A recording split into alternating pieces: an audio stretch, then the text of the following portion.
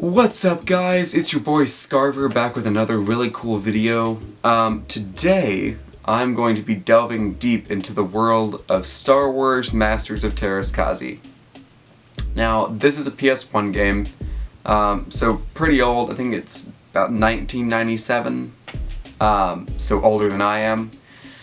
So Chris and I played this game a lot as a kid, and we enjoyed the game. Now, I don't know about other people, but I did look up the IGN review. And their words were that it was a disappointing and uninspired fighter game.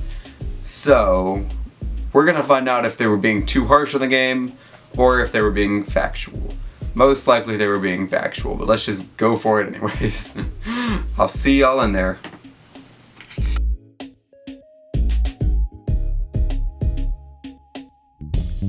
Okay, so I was looking through the manual, and one of these moves is down, diagonal, left, square, triangle, circle, X, square, triangle, circle, X, square. That's all one move. And I guess it's not terrible because you could go in a circle, but that's so stupidly complicated. Let's try and unlock Mara Jade.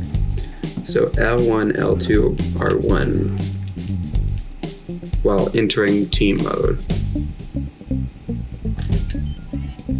Interesting. Battle for Mara Jade. Here we go. Now, I'm on Jedi difficulty, so I don't think I'm gonna do this. I don't think I'm gonna beat this. Because I definitely have the skills of a beginner.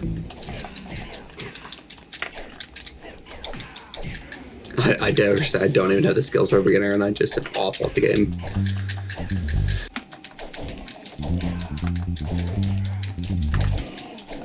Come on. We're gonna do it this time. Come on, Chewie, please. I beg of you. Kill him. Please, Chewie. Please stand up and kill this man.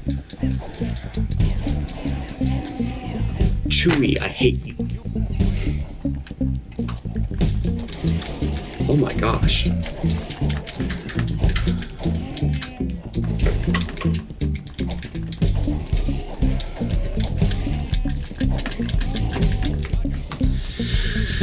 Chewie, you let me down! Chewie, I will slaughter you in my own hands. Okay, Luke Skywalker, wait. No, I'm not ready, wait, come back.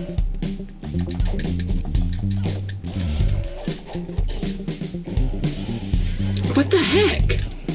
Did you just spit poison at me? Since when can Tusken Raiders do that? Since when can Tusken Raiders spit poison? What her moves are whenever he's down like that. He's dead! He doesn't even have any health left! What the crap? Okay, this game is getting docked points for that. It definitely just cheated. It freaking completely just cheated. He had no life left. He was dead.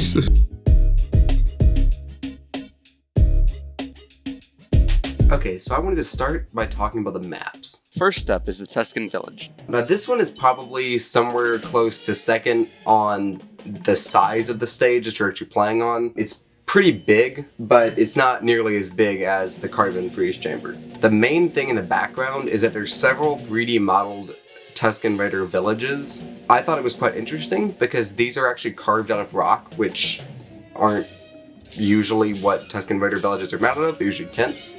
But in this case, they're actually, like, they've been carved out of the rock faces. Moving on to the Rancor stage. This stage is actually pretty interesting because you get several different skeletons are in the backgrounds. There's a giant skull. There's just some assorted bones laying around.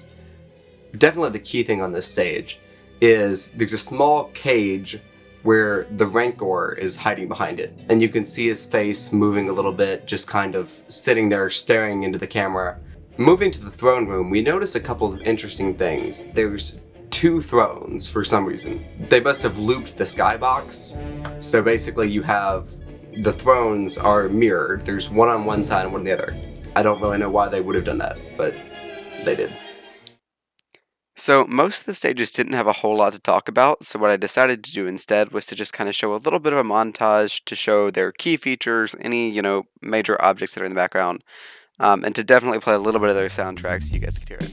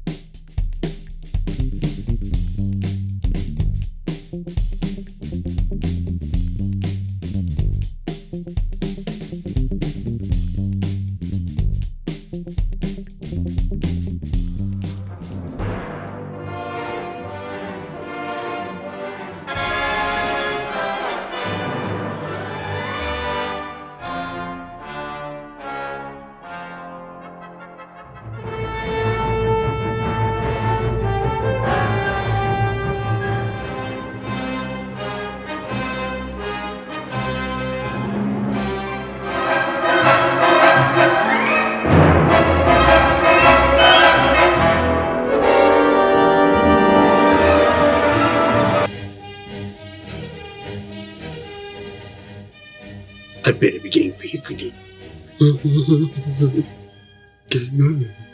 Put that here. Put that here. I pity your face, she says. You pay with that?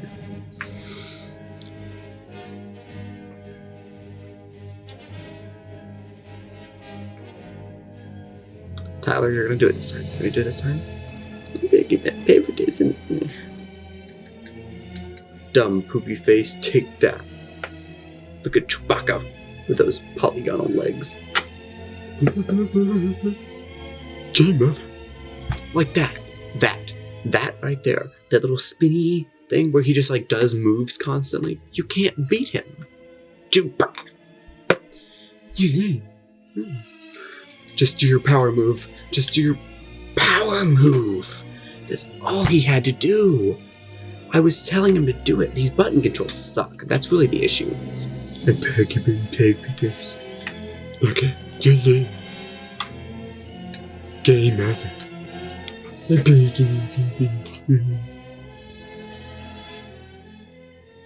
Now, let's move into characters.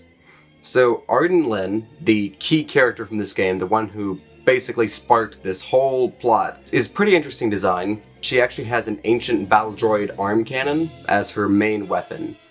But what I noticed as I was fighting her, she is really overpowered.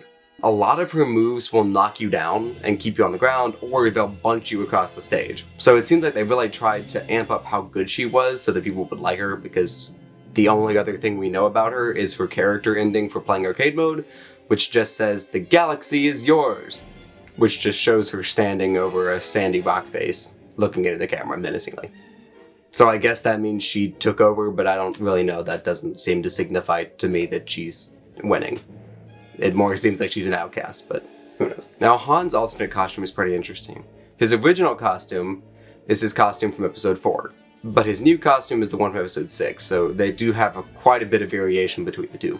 And finally, last thing for Han, he has a pretty strong super bar move. The more times that you press triangle after you activate it, the more times he shoots up in the air and then summons down beams of death on the enemy. Then we come to the Stormtrooper. Now the Stormtrooper has to be unlocked, but it's actually just a reskin of Han Solo. It has all the same moveset, everything is the same. One thing that I thought was really funny is that whenever you pull out your weapon, you're actually still using Han's DL-44. I just thought it was strange they didn't try and change that to like a blaster rifle or something. The alternate costume for this one probably is the most different, because you go from having the normal rank and file Stormtrooper to having the Scout Trooper. Now, Boba Fett is a little bit harder to master than some other characters. It takes quite a bit of effort to learn what you're doing, but once you are good at him, I think you could probably take out a lot of people. A couple of things to note about Boba Fett is that his alternate skin is pretty weird. He's very green. It's almost like a green, and then he has some orange highlights on it. It's a very strange costume. Then we come to Jodo Kast. Now, Jodo Kast has to be unlocked, but he's also a reskin of Boba Fett. Basically, he has all the same moves, everything. He's another Mandalorian. He still has the full armor. But another interesting thing about him is that his alternate skin actually has more of a change to it than Boba Fett's skin.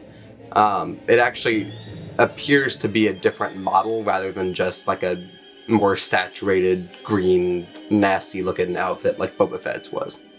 So now we come to Leia and Slave Leia. Now, Slave Leia has to be unlocked, but Leia actually has two different costumes normally. Now, normal Leia's skins are her bounty hunter outfit with her helmet or without her helmet. And it's actually pretty interesting because if you wear her helmet, she has a different vocal track than whenever she's normal without her helmet. It actually sounds like the alien bounty hunter that she had in the movie. Ironically, for me, she was actually pretty easy to grasp on. I was able to learn some of her harder hitting moves without even looking at the manual, which really helped me actually learn to play this game. I was able to get decently far with her, take out a couple of people before anybody else. Couple of things to note, she has multiple super gold bar moves. Not many of the characters have this, but definitely one of her best is actually the ability to heal herself using an entire super bar. Now we come to Chewbacca. Now, Chewbacca was another character that I learned pretty easily. Chewbacca is a very strong melee fighter.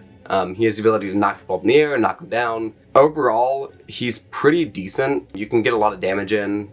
He has several good combos that do a lot of damage. He has this crossbow, which you're able to shoot across the stage with. And actually, his super gold bar move allows him to fire tracking balls of electricity out of his crossbow, which then knock the enemy into the air and sometimes even off the stage, depending on how close they are. Chewbacca's grab is terrifying. One of them, he grabs the person by the ankle, flings them around a couple of times, and then throws them off the stage. Now, Luke is a pretty interesting case. He shares several moves with Mara Jade and Leia. Now, all three of them can use the ability to heal, and he and Mara Jade can throw their lightsabers to do a lot of damage. Another interesting note is that he and Mara Jade share the ability to do the Jedi Precision hit, which is a rather large, hard-hitting combo. I just thought it was pretty interesting that they're both able to use that. Now, what really makes Luke deadly is that you can combo a lot of his attacks really easily, knocking someone down and then pretty quickly adding in a couple of like the Jedi Precision throw or some other things. That kind of stuff is insane, and you can really do a lot of damage really quickly. Now, Hor is a Tusken Raider male.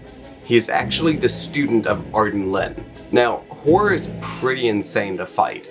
His super gold bar move is actually the move that I mentioned earlier, where you have like square, triangle, circle X, square, triangle, circle X, square, triangle, circle X, and you just keep doing that and it continues to spin him. Another quick interesting note is that whenever he uses his super gold bar move, he actually spits out some kind of poison or magic or something to do lasting damage that pushes enemies farther back from him. I don't know what that is, but it's definitely deadly and can do a ton of lasting damage beyond what his spinning already does. So next up is Thok. Now, Thok is actually pretty interesting because he's a heavy-hitting melee fighter. He's very slow, but if you get in his range, you're going to take some heavy damage. An interesting thing about Thok is that he's able to use his super gold bar move to get bigger. This allows him to do more damage, and it allows him to use his super gold bar move again to spit fire that's almost the half length of the stage. It sends the enemy flying back a ton, and it does a ton of damage. So now we end up coming to Darth Vader. Now, Darth Vader, you have to unlock him, which was one thing that I was really annoyed with. I felt like you should just be able to get Darth Vader and just play as Darth Vader, but you can't. An interesting thing to note about Darth Vader's moveset is that he's actually able to fling a ball of Force Lightning, which is very strange because he's not supposed to be able to do that canonically because of his metal arms. So I don't know why they really included that. It's kind of an odd decision, but it's cool and it does a lot of damage, so. And finally we come to Mara Jade. Now, Mara Jade was one person who I was really excited to see what she was like. As I already mentioned, she shares several moves with Luke, and actually several moves with Darth Vader too. She's kind of the best of both worlds. She has some dark side, she has some light side. So she definitely takes the better parts of the two fighting styles and mashes them together. She also has to be unlocked, but it's definitely worth it because she's a strong fighter with several different super gold bar moves that she can do. Whether she needs offensive or defensive, she's got both. She can definitely hold her own in a fight.